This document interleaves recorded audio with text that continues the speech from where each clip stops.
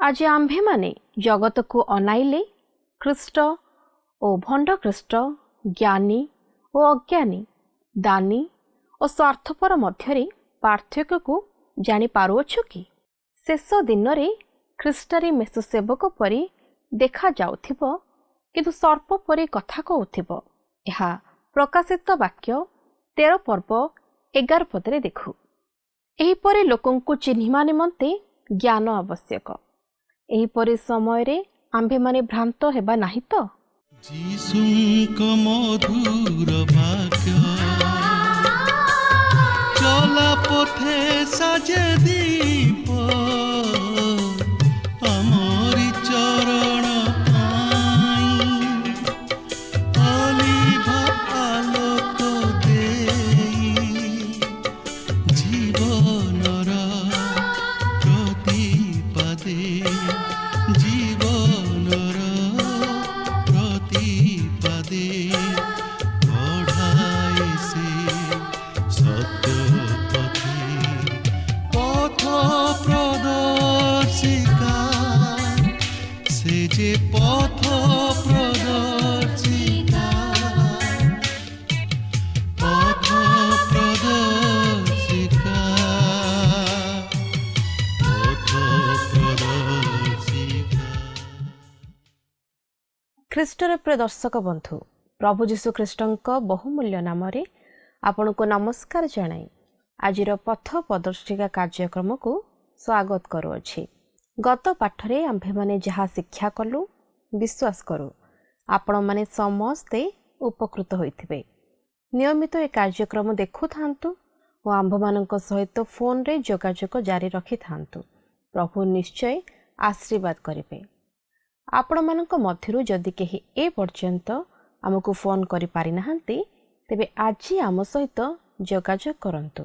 आमे आपणको phone call रो अपेक्षा रे अछु।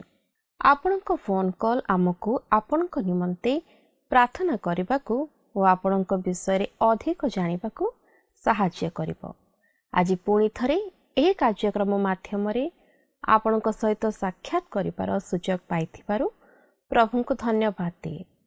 ईश्वरଙ୍କ वाक्य जेपरि आपणଙ୍କ जीवन रे एक आश्चर्य कार्य करिवो व आपणଙ୍କ जीवन रे जेपरि एक भिन्न परिवर्तन आनिबो या ईश्वरଙ୍କ निकट रे आमर प्रार्थना और इच्छा। प्रभुଙ୍କ ठारे संपूर्ण विश्वास करंतु। आज आमे हितोपदेश 3 पर्व 19 पदरु 4 पर्व 9 पद पर्यंत अध्ययन करिबा। एठारे ज्ञानी सोलोमन प्रकाश करुछंती जे आम्भे माने केबे मध्य भूलिबानी कि दृष्टि सम्मुखरु घुंचाइबा नाही कि परमेश्वर निजे ज्ञान और बुद्धि रे पृथ्वी और आकाश मंडल निर्माण करी सुस्थिर कले। तेणु यह जरूरी अटे कि आम्भे माने मध्य यही ज्ञान और बुद्धिर शरण नेउ। जदि आम्भे माने चाहुछु परमेश्वर आम्ब जीवन रे नुआ विषय सृष्टि करंतु ताहले एही ज्ञान और बुद्धि रे आचरण करू। याकु जीवन परी और कंठर भूषण परी धरी रखु। यह आमको भय शून्य जीवन और सुख निद्रा देव। से आहुरी मध्य कहंती जे उपकार करिबाकू सामर्थ्य थिले उपयुक्त लोकमानंकु साहाय्य कर, प्रतिवासी को निज परी प्रेम कर एवं ताहार अनिष्ट कर नाही। ज्ञानी सोलोमन को कहिबा अनुसार ज्ञानी और धार्मिकर गृहरे आशीर्वाद थाए किंतु पापी अनिष्टकारी निंदक मानक और अज्ञानी मानक गृहरे अभिशाप थाए।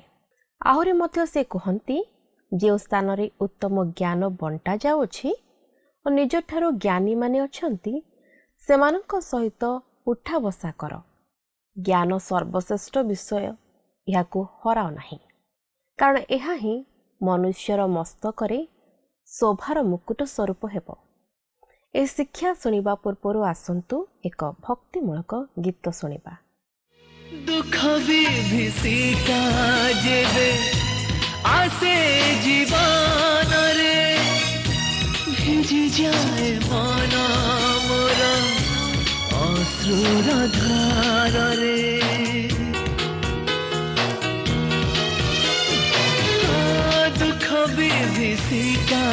जेबे आसे जीवन रे भिजी जाए मन मोर अश्रुर धार रे कहती से जे प्रेम रे रही तोर पाखरे भय भी नहीं आसिले झंझा प्रलय जीशु ही मोर आश्रय मो आश्रय जीशु ही मोर आश्रय मो आश्रय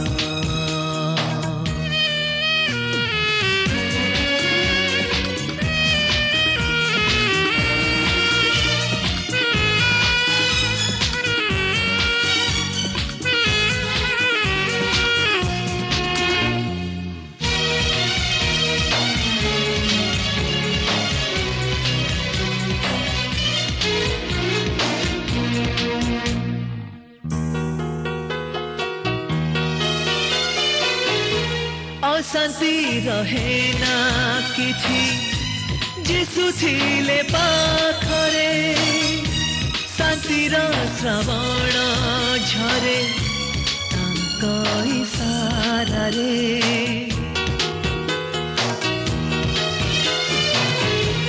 अशांति रहे ना किछि जीशु थिले पाखरे शांतिर श्रवण झरे तांक इशारा रे जेते जाए मु दूर रे रही थांती से पाखरे हृदय मोर कहती मु तो आश्रय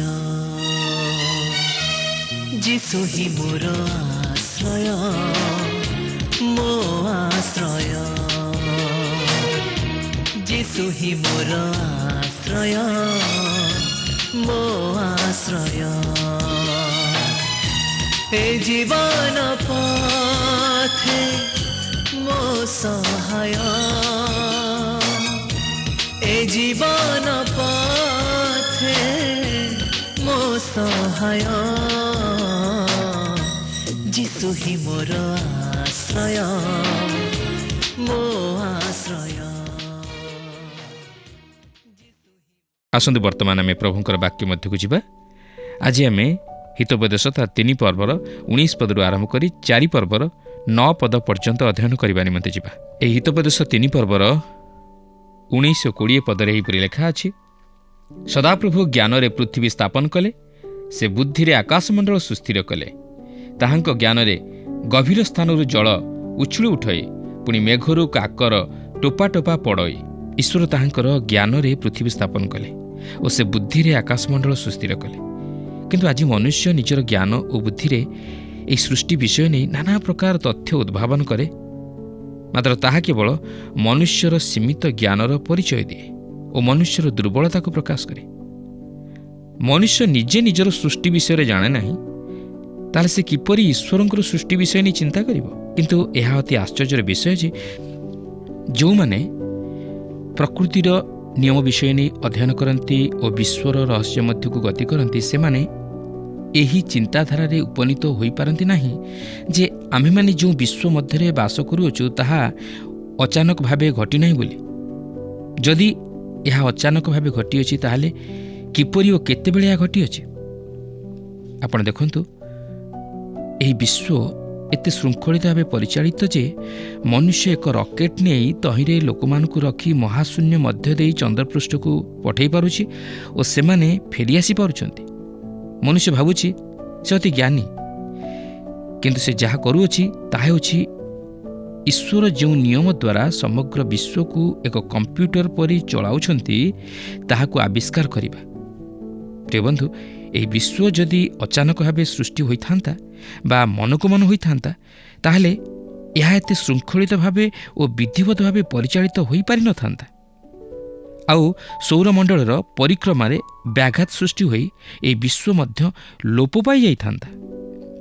कारणटी होछि जे आज महाशून्य मध्य दे चंद्रपृष्ठर सठिक स्थान को सठिक समय रे रॉकेट पठाइबारे ସମର୍ଥ ହୋଇପାରିଛନ୍ତି, ଯେହେତୁ ଈଶ୍ୱର ମହାନ ନିୟମ ସ୍ଥାପନ କରିଅଛନ୍ତି, ଯେଉଁ ନିୟମ ଦ୍ୱାରା ସମଗ୍ର ବିଶ୍ୱ ନିୟନ୍ତ୍ରିତ। ଈଶ୍ୱର ଜ୍ଞାନ ଦ୍ୱାରା ସେମାନଙ୍କୁ ନିର୍ମାଣ କଲେ। ଆମେମାନେ ଈଶ୍ୱରଙ୍କର ଜ୍ଞାନକୁ ଜାଣିବା ଆବଶ୍ୟକ। ମୁଁ ବିଶ୍ୱାସ କରେ ଯେ ସେ ଏହା ପସନ୍ଦ କରିବେ ଯଦି ଆମେ ତାହାଙ୍କର ଜ୍ଞାନ ଓ ବୁଦ୍ଧି ଓ ତାହାଙ୍କର ପଥ ସବୁକୁ ଅଧିକ ଭାବେ ପ୍ରକାଶ କରିବା। ଏହା ଆମେମାନେ ତାହାଙ୍କ ବାକ୍ୟ ମଧ୍ୟ ଦେଇ ସାଧନ କରିପାରିବା। ତାହା ହିଁ ହେଉଛି କେବଳ ଏକ ଉପାୟ। ଦେଖନ୍ତୁ 3 ପର୍ବର 21-26 ପଦ ମଧ୍ୟରେ ଏହିପରି ଲେଖା ଅଛି, ହେ ମୋର ପୁତ୍ର, ଏହିସବୁ ତୁମ୍ଭ ଦୃଷ୍ଟି ଗୋଚରରୁ ନ ଯାଉ ତୁମ୍ଭେ ତତ୍ତ୍ୱଜ୍ଞାନ ଓ ପରିଣାମଦର୍ଶିତା ରକ୍ଷା କର, ତାହା ତୁମ୍ଭ ପ୍ରାଣର ଜୀବନ ଓ କଣ୍ଠର ଭୂଷଣ ହେବ। ତେବେ ତୁମ୍ଭେ ଆପଣା ପଥରେ ନିର୍ଭୟରେ ଚାଲିବ, ପୁଣି ତୁମ୍ଭର ଚରଣ ଝୁଣ୍ଟିବ ନାହିଁ। ଶୟନ କାଳରେ ତୁମ୍ଭର ଆଶଙ୍କା ହେବ ନାହିଁ। ହଁ, ତୁମେ ଶୟନ କରିବ ଓ ତୁମ୍ଭର ନିଦ୍ରା ସୁଖଜନକ ହେବ। ହଠାତ୍ ଉତ୍ପନ୍ନ ଆଶଙ୍କାକୁ କିମ୍ବା ଦୁଷ୍ଟମାନଙ୍କ ଉପସ୍ଥିତ ବିନାଶକୁ ଭୟ କର ନାହିଁ, ଯେହେତୁ ସଦାପ୍ରଭୁ ତୁମ୍ଭର ବିଶ୍ୱାସ ଭୂମି ହେବେ। ସେ ତୁମ୍ଭର ପାଦ ଫାନ୍ଦରୁ ରକ୍ଷା କରିବେ। ମନୁଷ୍ୟ ଚାହେଁ ସୁରକ୍ଷା, ବିଶ୍ରାମ ଓ ନିରାପଦ। ଏହା କିଏ ଦେବେ? ଏହା ଈଶ୍ୱର ଦିଅନ୍ତି।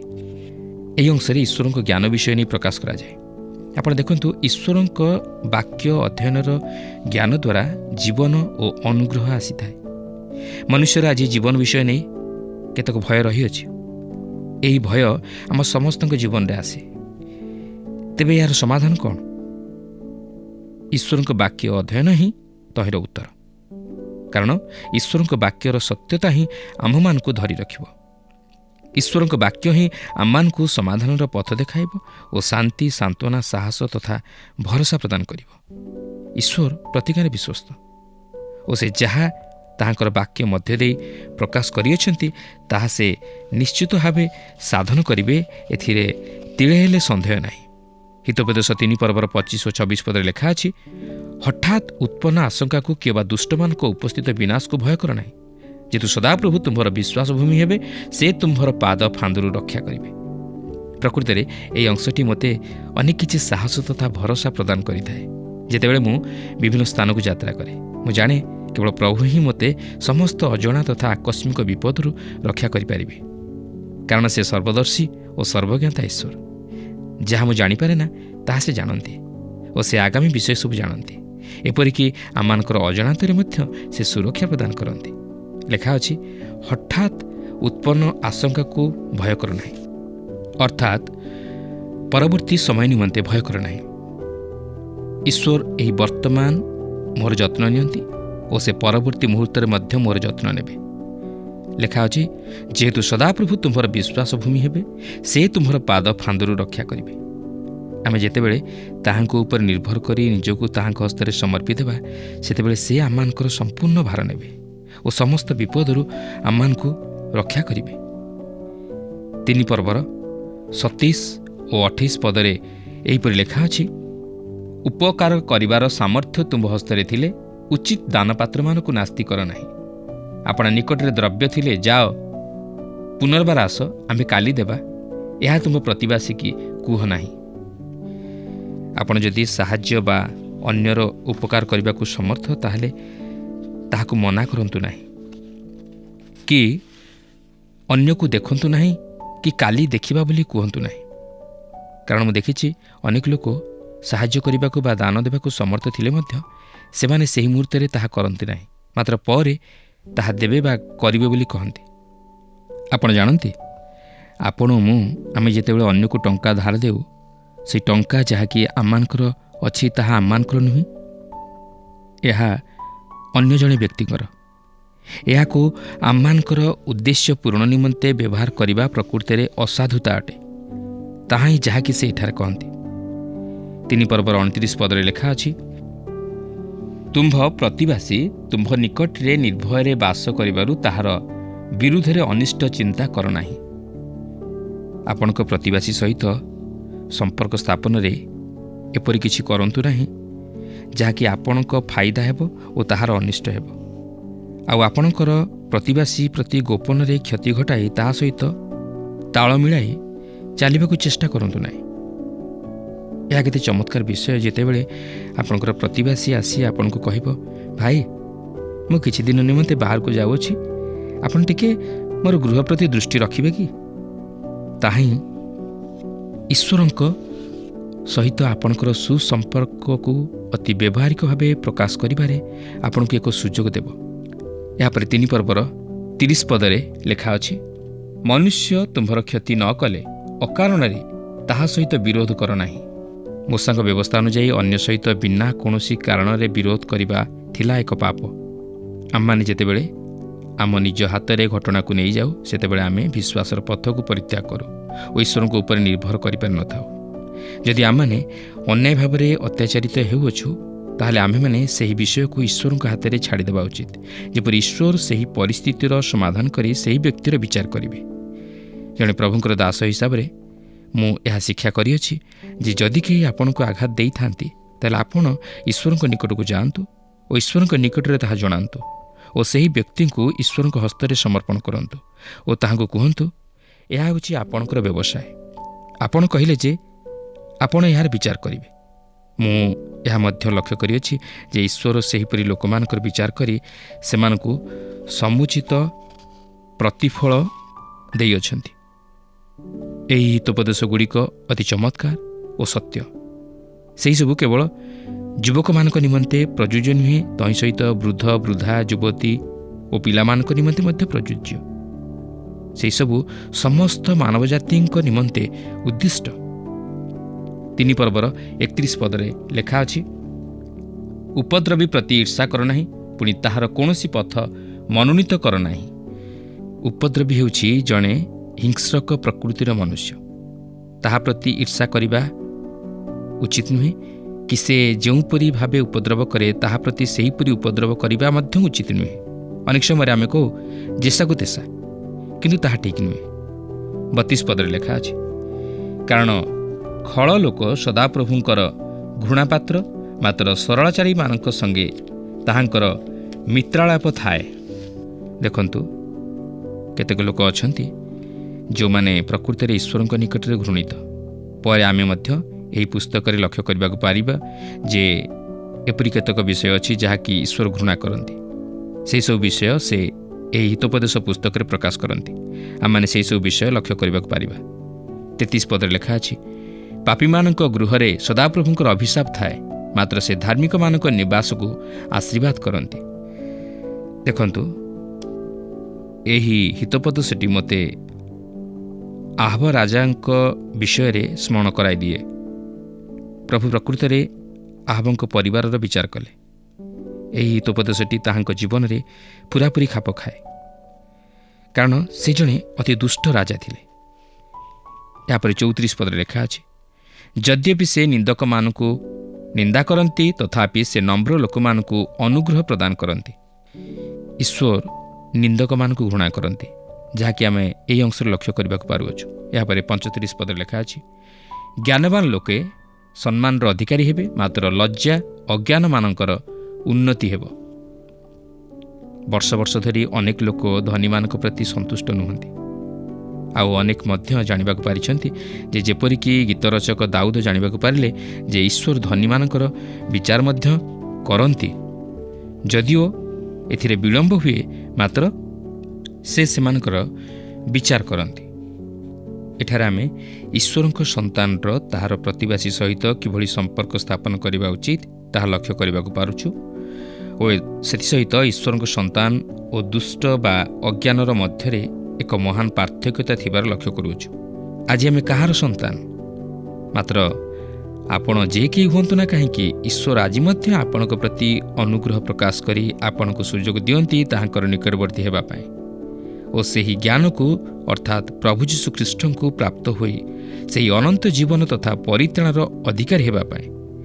ତେଣୁ ସୁଯୋଗର ସଦ୍ବ୍ୟବହାର କରିବା ପାଇଁ ଚେଷ୍ଟା କରୁ, କାରଣ କାଳ ମନ୍ଦ ଅଟେ। ଏହାପରେ ଆମେ ହିତୋପଦେଶର 4 ପର୍ବ ମଧ୍ୟକୁ ଯିବା। ଏହି ପର୍ବରେ ଆମେ ଲକ୍ଷ୍ୟ କରିବାକୁ ପାରିବା ଯେ ଯଦିଓ ସେହି ବାଳକ ବର୍ତ୍ତମାନ ଯୁବକରେ ପରିଣତ ହୋଇଅଛି, ଯେ କି ଏହି ମନ୍ଦ ତଥା କଳୁଷିତ ଜଗତ ମଧ୍ୟରେ ପ୍ରବେଶ କରିଅଛି, ତଥାପି ସେ ନିଜର ପିତାଙ୍କର ଉପଦେଶକୁ ସ୍ମରଣ କରିବା ନିମନ୍ତେ ପରାମର୍ଶ ପ୍ରାପ୍ତ ହେଉଅଛି। 4 ପର୍ବର 1ମ ପଦରେ ଲେଖା ଅଛି, ହେ ମୋର ପୁତ୍ରଗଣ, ପିତାର ଉପଦେଶ ଶୁଣ ଓ ସୁବିବେଚନାଦାୟକ ଜ୍ଞାନରେ ମନୋଯୋଗ କର। ଲେଖା ଅଛି, ହେ ମୋର ପୁତ୍ରଗଣ। ଏହା ବୃଦ୍ଧ ଓ ଯୁବା, ପୁରୁଷ ଓ ସ୍ତ୍ରୀ ସମେତ ପ୍ରତ୍ୟେକଙ୍କୁ ଯୋଗ କରାଏ। ପ୍ରତ୍ୟେକ ଈଶ୍ୱରଙ୍କ ବାକ୍ୟକୁ ମନୋଯୋଗର ସହିତ ଶୁଣିବାକୁ ହେବ। 2 ଓ 3 ପଦରେ ଲେଖା ଅଛି, ଯେହେତୁ ମୁଁ ତୁମମାନଙ୍କୁ ଉତ୍ତମ ଶିକ୍ଷା ଦେଉଅଛି, ମୋହର ଆଦେଶ ପରିତ୍ୟାଗ କର ନାହିଁ। ମୁଁ ଆପଣା ପିତାଙ୍କର ପୁଅଟିଏ ଥିଲି, ପୁଣି ମାତାଙ୍କ ଦୃଷ୍ଟିରେ କୋମଳ ଓ ଏକମାତ୍ର ପ୍ରିୟ ଥିଲି। ସଲୋମନ ଏହି ବିଷୟ ଲେଖିଥିଲେ ଓ ସେ ଏଠାରେ ନିଜ ପିତାଙ୍କ ବିଷୟ ନେଇ ପ୍ରକାଶ କରନ୍ତି। ପ୍ରକୃତରେ ଦେଖିବାକୁ ଗଲେ ସଲୋମନ ତାଙ୍କ ପିତା ଦାଉଦଙ୍କର ଦୃଷ୍ଟିରେ ଏତେ ଦୂର ପ୍ରିୟ ନଥିଲେ ଯେତେ ଦୂର ସେ ତାହାଙ୍କ ମାତାଙ୍କ ଦୃଷ୍ଟିରେ କୋମଳ ଓ ପ୍ରିୟ ପାତ୍ର ଥିଲେ। ତେଣୁ ସେ ଏଠାରେ ପ୍ରକାଶ କରନ୍ତି ଯେ ମୁଁ ଆପଣା ପିତାଙ୍କର ପୁଅଟିଏ ଥିଲି, ମାତ୍ର ମୋର ମାତାଙ୍କ ଠାରୁ ମୁଁ ପ୍ରେମ ପାଇଥିଲି ଓ ଶିକ୍ଷା ମଧ୍ୟ ପାଇଥିଲି। କିନ୍ତୁ ସେ ଯାହା ହେଉନା କାହିଁକି, ମୋର ପିତା ମଧ୍ୟ ମୋତେ ଶିକ୍ଷା ଓ ଉପଦେଶ ଦେଇଥିଲେ। 4 ପର୍ବର 4 ପଦରେ ଲେଖା ଅଛି, ପିତା ମୋତେ ଶିକ୍ଷା ଦେଇ କହିଲେ, ତୁମ୍ଭ ମନ ମୋର କଥା ରକ୍ଷା କରୁ, ମୋର ଆଜ୍ଞା ସବୁ ପାଳନ କରି ବଞ୍ଚ।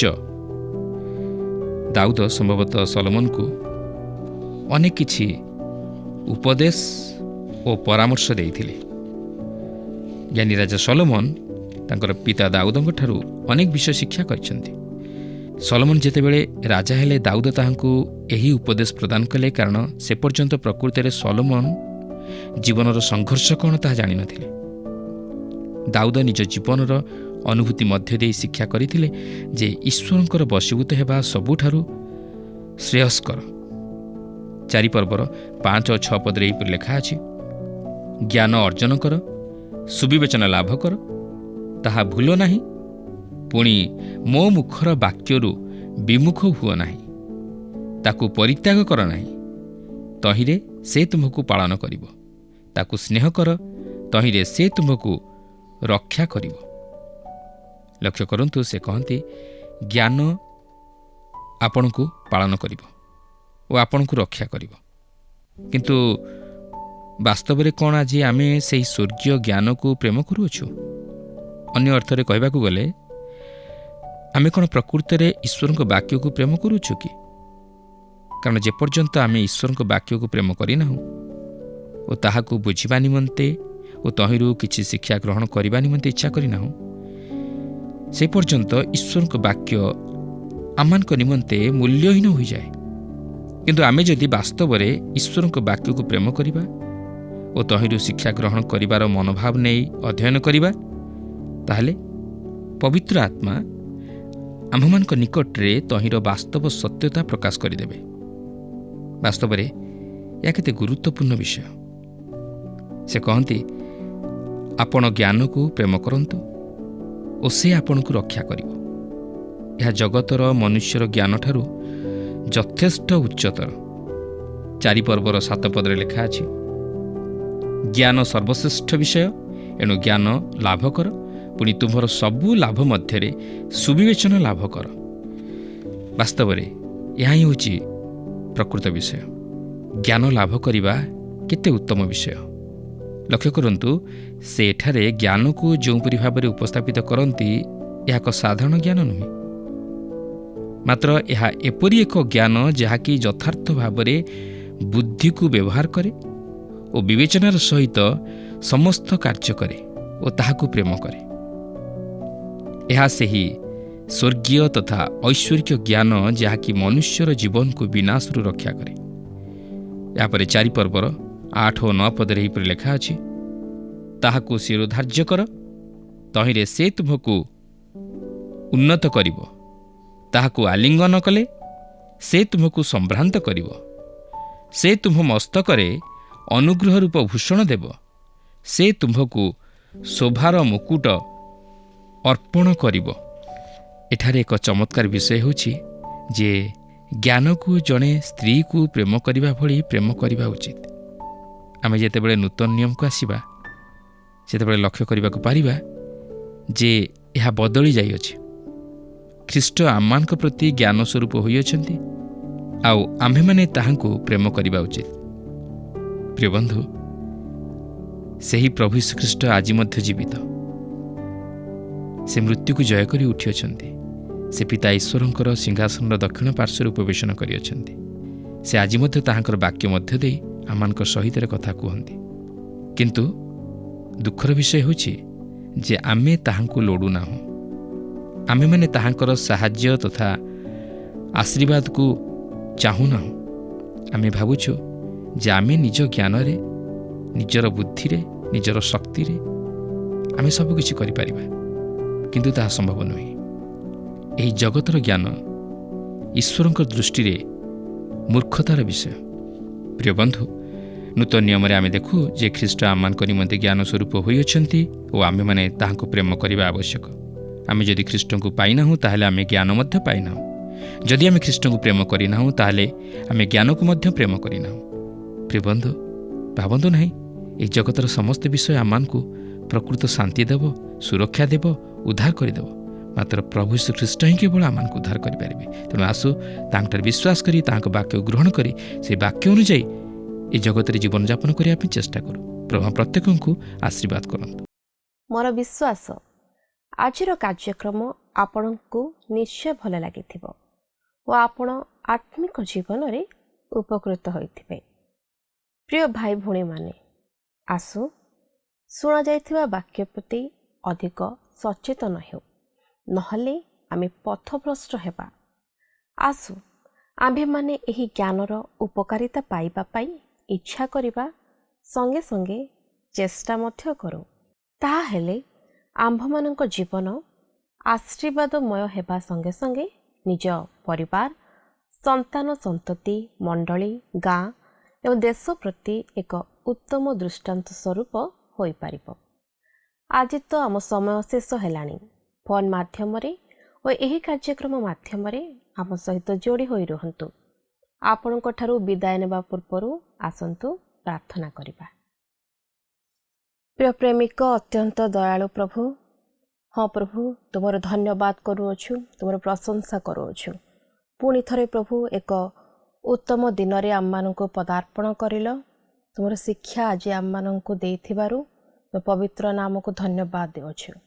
ହଁ ପ୍ରଭୁ, ତୁମରି ସେ ଜ୍ଞାନରେ ପ୍ରଭୁ ଏ ଜଗତକୁ ତୁମେ ସୃଷ୍ଟି କରିଅଛ। ଆମମାନେ ଯେଭଳି ଭାବରେ ଏକ ଉତ୍ତମ ଜ୍ଞାନ ପାଇପାରିବୁ ସେଥି ନିମନ୍ତେ ତୁମ୍ଭ ନିକଟରେ ପ୍ରାର୍ଥନା କରୁଅଛୁ। ଆମମାନଙ୍କୁ ଏକ ଉତ୍ତମ ଜ୍ଞାନରେ ପରିପୂର୍ଣ୍ଣ କର। ହଁ ପ୍ରଭୁ, ତୁମ ବାକ୍ୟରେ କହିଅଛ, ଶୁଣାଯାଇଥିବା ବାକ୍ୟକୁ ପ୍ରଭୁ ମନ ଧ୍ୟାନ କରିବା ନିମନ୍ତେ।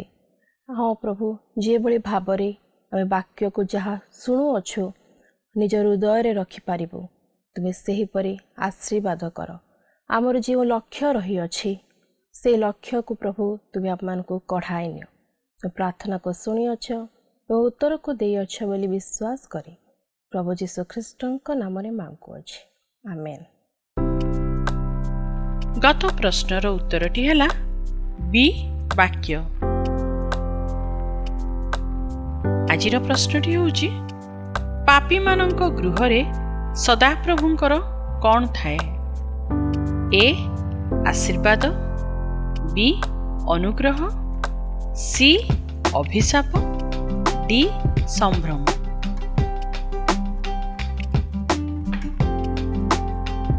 এই ପ୍ରଶ୍ନର ଉତ୍ତର ଆସନ୍ତାକାଲି ସନ୍ଧ୍ୟା 6ଟା ମଧ୍ୟରେ option A, B, C, D ମଧ୍ୟରୁ ସଠିକ୍ ଉତ୍ତର ବାଛି ଆପଣଙ୍କ ନାମ ଓ ସମ୍ପୂର୍ଣ୍ଣ ଠିକଣା ସହିତ 9777221415 ଫୋନ୍ ନମ୍ବରରେ SMS କିମ୍ବା ହ୍ୱାଟ୍ସଆପ୍ ଦ୍ୱାରା ଜଣାଇବାକୁ ଅନୁରୋଧ। ଯଦି ଆପଣଙ୍କୁ ଆମ କାର୍ଯ୍ୟକ୍ରମ ଭଲ ଲାଗୁଛି ତେବେ 044490812996ରେ ମିସ୍ଡ କଲ୍ ଦେଇ ବିଜୟୀ ହୋଇପାରିବେ। ଗତ ସପ୍ତାହର ବିଜୟ ଦର୍ଶକ ବନ୍ଧୁ ହେଲେ ଗଜପତିରୁ ଅମରଜ୍ୟୋତି ସାନ ନାୟକ ଓ ପରିବାର।